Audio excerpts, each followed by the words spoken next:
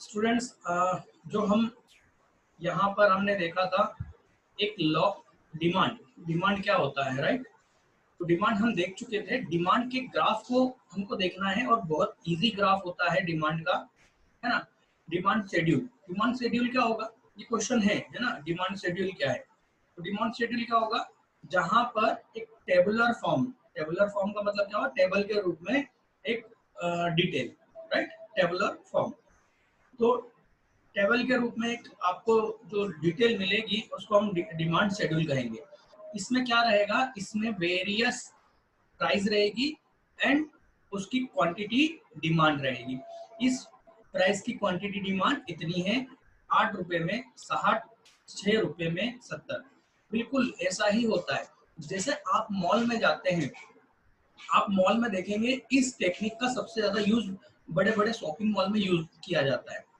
आप एक साबुन सोप लेना चाहते हैं, बट आपके पास में एक अच्छा ऑफर रहेगा। उसमें आपको जो ऑफर रहेगा कि 5 साबुन इतने में, तो आप उसका एवरेज कैलकुलेट करोगे। अच्छा, 35 रुपए की साबुन है पर इसमें 30 की पड़ेगी, यदि 5 एक साथ लेंगे तो आप ले लोगे, राइट? ये क्या है, ये डिमांड, सब डिमांड है ना? कि हमको उसमें रेट, अलग अलग रेट मिल रहा है। 5 साबुन का कॉम्बिनेशन की प्राइस रहेगी, 3 साबुन के कॉम्बिनेशन की प्राइस रहेगी। बिल्कुल, आप शॉपिंग मॉल में जाके, बड़े शॉपिंग मॉल में जाके देखिएगा, आपको इस तरीके से ऑफर्स मिलेंगे, राइट?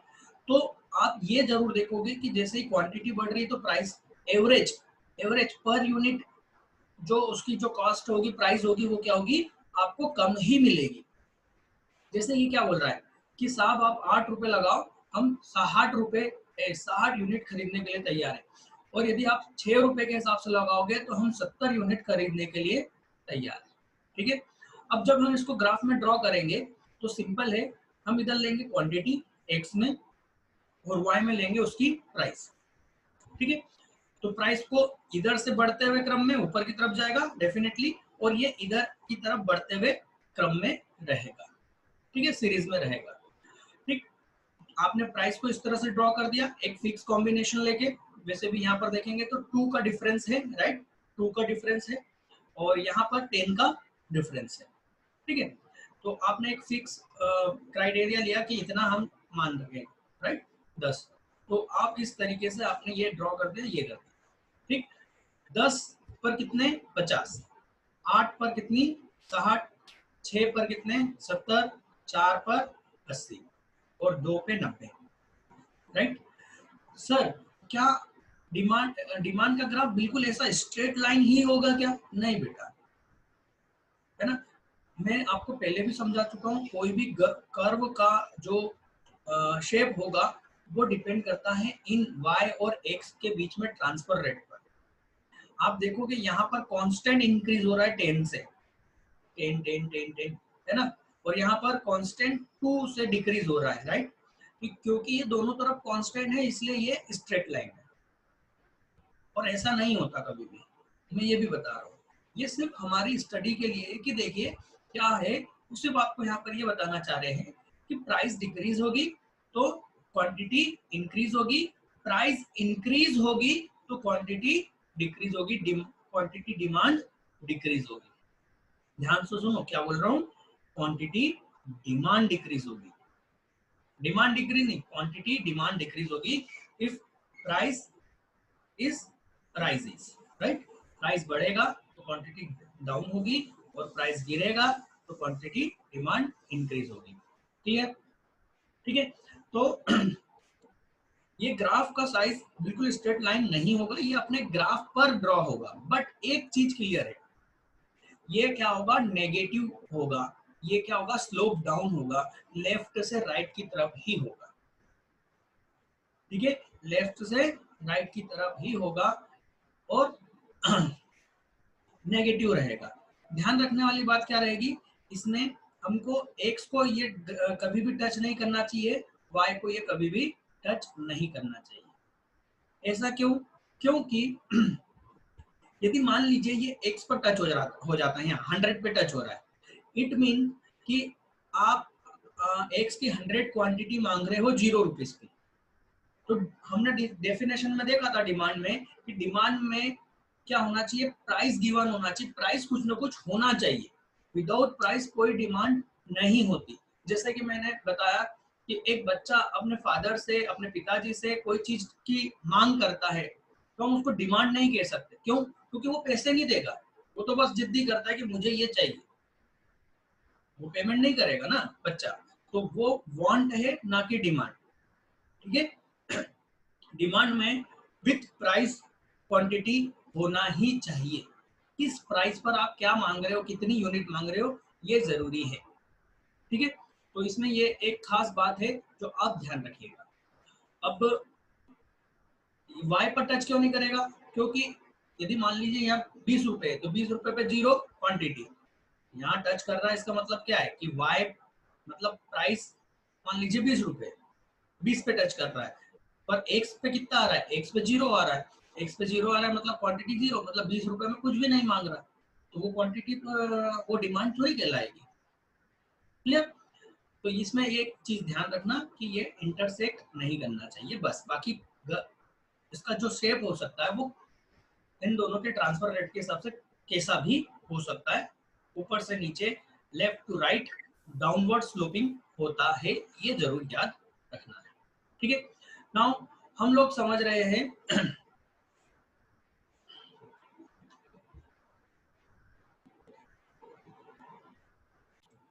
तो हम लोग समझ रहे हैं डिमांड का फंक्शन। ठीक, individual demand function, market demand function. तो मार्केट की हम बाद में बात करेंगे, अभी हम केवल इंडिविजुअल की बात करेंगे।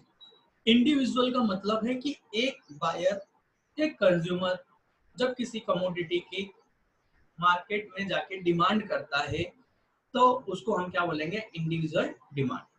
ठीक, अब उसका फंक्शन, फंक्शन का मतलब है यहाँ पर वो किस पर डिपेंड करता है, मतलब एक कंज्यूमर किसी क्वांटिटी की कितनी डिमांड करेगा, है ना, पर किसी कमोडिटी की कितनी क्वांटिटी डिमांड करेगा, किस प्राइस पर करेगा, ये प्राइस तो नहीं सॉरी, कितनी क्वांटिटी डिमांड करेगा, ये किन बातों पर डिपेंड करता है, ये ही क्या है, इंडिविजुअल डिमांड फंक्शन। राइट, तो ये ये मैथ्स का फॉर्मूला है, मैथ्स का फंक्शन, मैथ्स में ही आपको देखने को मिलेगा। हम मैथ्स पे नहीं जाएंगे, हम सिंपल सी चीज समझते हैं कि डिमांड हो गई किसी भी, डीएक्स हो गया किसी भी प्रोडक्ट एक्स का डिमांड, जो कि डिपेंड करता है, इसको हम फंक्शन को किस उसमें समझेंगे, डिपेंड करता है किस पर, P X, P R, Y, T N E, इन 5 चीजों पर इंडिविजुअल डिमांड क्या करती है, डिपेंड करती है। ये 5 चीजें क्या हैं? तो पहली है उस प्रोडक्ट की प्राइस, सेकंड रिलेटेड गुड्स की प्राइस। सर रिलेटेड गुड्स क्या होता है, हम देखेंगे इसको, है ना, अभी हम सिर्फ इनको पॉइंट को देख रहे हैं क्या क्या है। कंज्यूमर इनकम, मतलब जो बायर खरीदने गया है उसकी इनकम में क्या चेंजेस हुआ है। ठीक, देन कंज्यूमर का टेस्ट एंड प्रेफरेंस, मतलब वो क्या चीज पसंद करता है। Now E is consumer expectation regarding availability of goods, यदि मार्केट में किसी चीज की अवेलेबिलिटी की डाउट है कि यार ये अब आगे मार्केट में अवेलेबल नहीं होगा, तो उसकी डिमांड एकदम से बढ़ जाएगी। ठीक है, हम इसको सारा डिटेल में देखेंगे आज और कल के लेक्चर में, ये कंप्लीट हो जाएगा इन डिटेल। ठीक है, नाउ हम आ रहे हैं इसी क्वेश्चन को किस तरीके से पूछ सकता है, ध्यान दीजिएगा। फैक्टर अफेक्टिंग डिमांड, क्या बोल सकता है कि फैक्टर अफेक्टिंग डिमांड्स बताइए, है ना, वो फैक्टर बताइए जो डिमांड को क्या करते हैं, अफेक्ट करते हैं, या डिटर्मिनेट्स ऑफ डिमांड, मतलब डिमांड को तय करने वाले, डिटर्मिनेट मतलब उसको निश्चित करने वाले, उसको तय करने वाले कि डिमांड कितनी होगी, आप वो उन फैक्टर्स के बारे में बताइए। ठीक है, 5 नंबर में क्वेश्चन पूछा जा सकता है, तो हमको थोड़ा थोड़ा ही लिखना है, डिटेल में नहीं लिखना है। ठीक है, बट क्वेश्चन डिटेल में किसी एक के बारे में पूछा जा सकता है, वो कैसे मैं अभी बताऊंगा। ठीक है, तो कितने फैक्टर है, तो इंडिविजुअल के लिए हम कहेंगे इंडिविजुअल डिमांड को अफेक्ट करने वाले 5 चीजें। ठीक है, अब हम ये जो प्राइस वाला है कि एक कमोडिटी की खुद की प्राइस यदि चेंज होती है, याद रखना मैं क्या बोल रहा हूँ, सेल्फ उस खुद कमोडिटी की प्राइस चेंज होगी तो क्या उसके डिमांड में क्या चेंजेस आएगा। ये मेरे पास ना इंक बॉटल है, राइट, इसकी खुद की प्राइस कम होगी या ज्यादा होगी तो क्या डिमांड में होगा, ये क्या हो जाएगा, प्राइस ऑफ कमोडिटी एक्स। ठीक है, इसको हम डिटेल में पढ़ेंगे जिसको हम बोलते हैं लॉ ऑफ डिमांड। ठीक है, क्या बोलते हैं, लॉ ऑफ डिमांड, जिसको हम पूरा डिटेल में पढ़ेंगे, इसलिए हम अभी इसको क्या कर रहे हैं, स्किप कर रहे हैं। ठीक है, क्योंकि ये वहां पर कवर होगा पूरा का पूरा। अब ध्यान देना, जब भी मैं यदि इस इनकम के किसी कमोडिटी मतलब कंज्यूमर की इनकम, ये कंज्यूमर की इनकम क्या है, इन फैक्टर में से एक फैक्टर है, राइट। तो जब मैं कंज्यूमर के इनकम का डिमांड पर इफेक्ट देखना चाहता हूं तो मेरे को क्या करना है, मेरे को इन बाकी के जो चार बच रहे ना, इन चार को क्या करना है, कांस्टेंट करना है, मतलब इनमें कोई चेंजेस नहीं आया ये मान के अज्यूम करके ही चलना है। मैं ऐसा नहीं सोच सकता कि कंज्यूमर की इनकम बढ़ रही है और प्राइस भी चेंज हो रहा है तो क्या होगा, नहीं, मुझे अभी ये नहीं सोचना है। मैं जब किसी एक के अफेक्शन की बात करूंगा तो मैं केवल उसी में चेंजेस करूंगा, बाकी सब को क्या करूंगा, कांस्टेंट करूंगा। ये ध्यान रखना, जब मैं टेस्ट की बात करूंगा तो मैं सभी को क्या कर दूंगा, कांस्टेंट। जब मैं रिलेटेड गुड्स की प्राइस की बात करूंगा तो मैं सभी को क्या कर दूंगा, कांस्टेंट। ये ध्यान रखिएगा। ठीक है, नाउ हम आगे बढ़ते हैं। तो सबसे पहले जो था प्राइस ऑफ कमोडिटी, ये हम आगे देखेंगे, पूरा का पूरा लॉ ऑफ डिमांड है। ठीक है, तो इसको हम आगे देखेंगे। हम यहाँ पर देख रहे हैं इनकम ऑफ कंज्यूमर, मतलब एक कंज्यूमर की इनकम में यदि चेंजेस आता है तो उसकी इनकम में चेंज आने से किसी कमोडिटी की डिमांड पर क्या इफेक्ट पड़ेगा, उसको देखते हैं। ठीक है, तो यहाँ पर दो चीजें हैं, गुड्स को यहाँ पर दो तरीके से डिवाइड किया गया है, एक है नॉर्मल गुड्स और दूसरा है इंफीरियर गुड्स। ठीक है, मतलब हमको कंज्यूमर की इनकम को दो तरह के गुड्स पर चेक करना है, नॉर्मल गुड्स और इंफीरियर गुड्स। ठीक है सर, दोनों में डिफरेंस क्या है, तो देखो डिफरेंस सिर्फ इतना है कि आपको डेफिनेशन है ना, या आपको किसी को चीज को समझना है तो वो है इंफीरियर गुड्स। आप इंफीरियर गुड्स को पहचान लो, बाकी सब नॉर्मल गुड्स। ठीक है, तो इंफीरियर गुड्स क्या होता है, इंफीरियर गुड्स वो सस्ती चीज, चीपेस्ट, जिसकी क्वालिटी भी डाउन होगी और वो मार्केट में सबसे सस्ता होगा, उसको हम क्या बोलेंगे, इंफीरियर गुड्स, राइट। जैसे कि हम लोग राइस की बात कर रहे थे, है ना, चावल, है ना, तो मार्केट में दो तरह के चावल हैं, एक तो बहुत सस्ते और एक महंगे, जिसको हम बासमती राइस कहते हैं, महंगा, राइट। और सस्ते कौन से हो गए, जो उससे सस्ते आते हैं ना, 20 रुपए 15 रुपए किलो, राइट। तो मान लीजिए हम यहाँ पर इंफीरियर गुड्स किसको मान रहे हैं, जो सस्ते वाले चावल हैं, 20 रुपए या 25 रुपए किलो जो भी है, ठीक है, उसको हम क्या मान रहे हैं, इंफीरियर गुड्स। क्यों, क्योंकि हमारे पास में यदि हम प्राइस की बात करें तो 110 180 रुपए तक किलो के भी चावल मिलते हैं, तो ये सब क्या हो जाएंगे, नॉर्मल गुड्स हो जाएंगे, 70 रुपए किलो के चावल नॉर्मल गुड्स हो जाएंगे। ठीक है, तो यहाँ पर हमको ये देखना है कि यदि कंज्यूमर की इनकम में कोई चेंज आता है, मतलब वो बढ़ती है घटती है, तो उसका इफेक्ट इस तरह के इंफीरियर गुड्स के डिमांड पर क्या पड़ेगा, हमें ये देखना है। ठीक है, अब हम खुद लॉजिक लगाएंगे। ठीक है, ये देखिए, मान लीजिए आप लोगों को बेटा, ये मैंने एक छोटा सा विंडो ओपन करा है, आप लोगों को दिख रहा है, मेरे को कंफर्म करे पहले। मान लीजिए कि इनकम, एक कंज्यूमर की इनकम कितनी है, 10,000। ठीक है, और वो अपने किराना के सामान में उसका जो बजट है उसमें वो क्या करता है कि जो इंफीरियर राइस है ना, IN का मतलब क्या हो गया, इंफीरियर राइस, है ना, सस्ते चावल, और बासमती राइस जो कि महंगे हैं, जो कि नॉर्मल गुड्स है।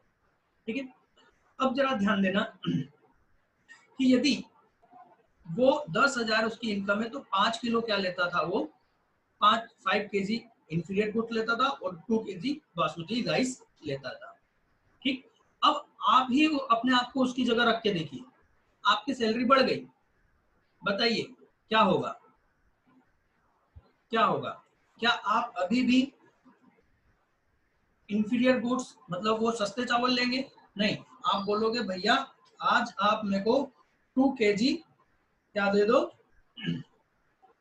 सस्ते वाले चावल, इंफीरियर 20 राइस वाले किलो, राइट, और आप मेरे को बासमती क्या कर दो 5 किलो, 5 किलो, है ना? आप देख रहे हैं क्या चेंजेस आया? चेंजेस हमको किसके साथ में देखना है? हमको क्या नॉर्मल गुड्स के साथ में चेंजेस देखना है? नहीं, हमको चेंजेस किस में देखना है कि इंफीरियर गुड्स में क्या चेंज आया। तो आप देखोगे कि इनकम बढ़ी और डिमांड क्या हो गई? कम हो गई। तो इसको हम क्या बोलेंगे? Inversely related, opposite.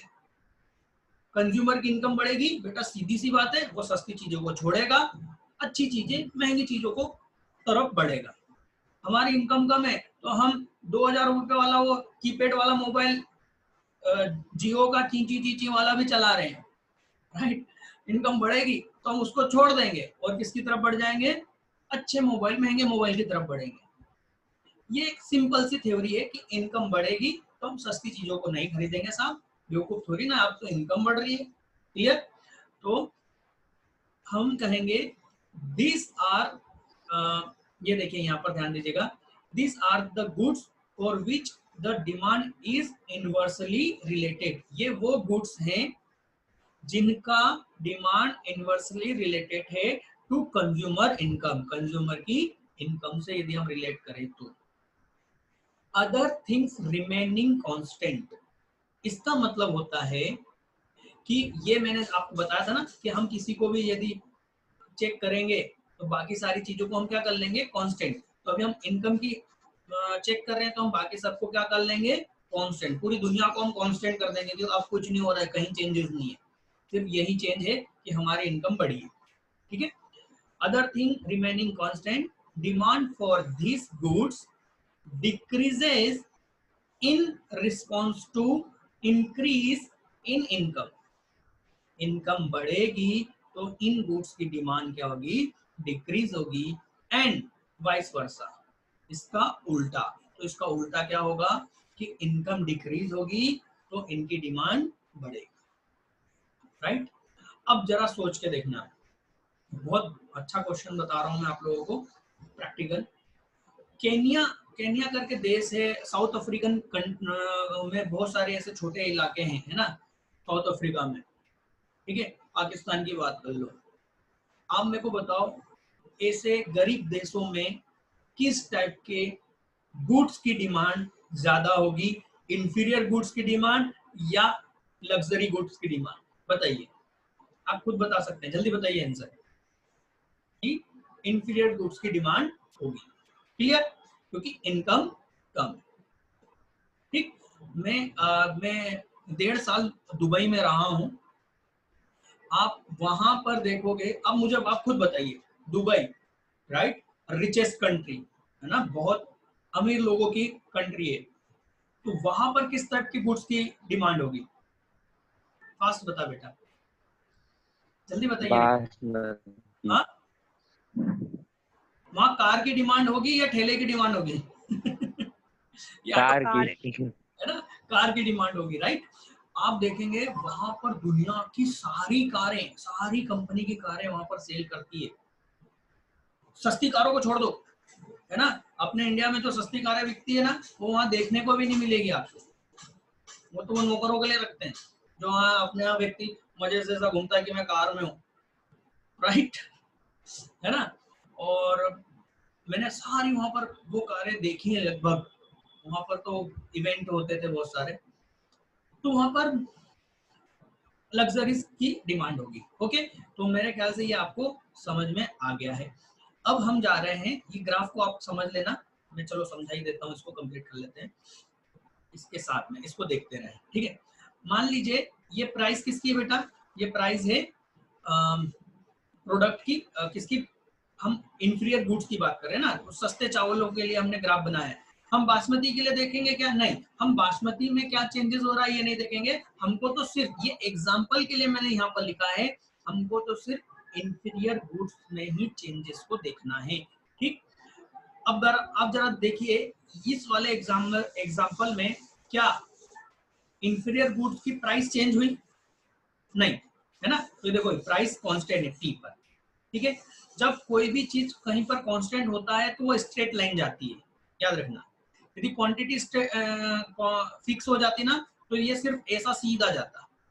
ठीक है, तो यहाँ प्राइस क्या हो गई? कांस्टेंट, इसलिए स्ट्रेट लाइन खींच दो एकदम parallel to X axis. Clear?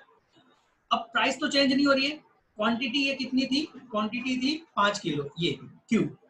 ठीक, इनकम बढ़ी, इनकम बढ़ी तो क्या होगा? हमने 5 किलो से कहाँ गए? कम कर दिया, तो हम लेफ्ट की तरफ जाएंगे, तो ये क्या हो गया? Decrease in quantity.